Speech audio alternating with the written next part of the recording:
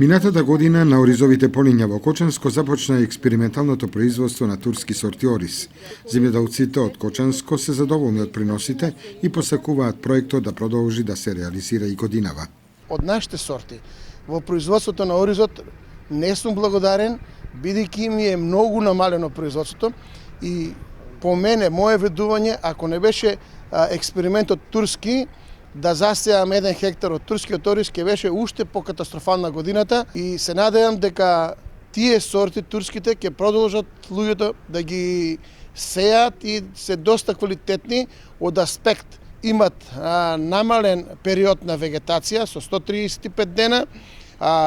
не полегнуват, иначе стеблото им е многу подебело, што е многу битно за делови од нашите површини во Чешиново, Облешево, Соколарци, Спанчево, кај што го засејуваме оризот и е доста квалитетен за консумирање. Проектот за пробното производство на ориз од турските сорти ориз на полињата во Кочанско го реализира Министерството за земјоделство, шумарство и водостопанство и турската компанија Тика.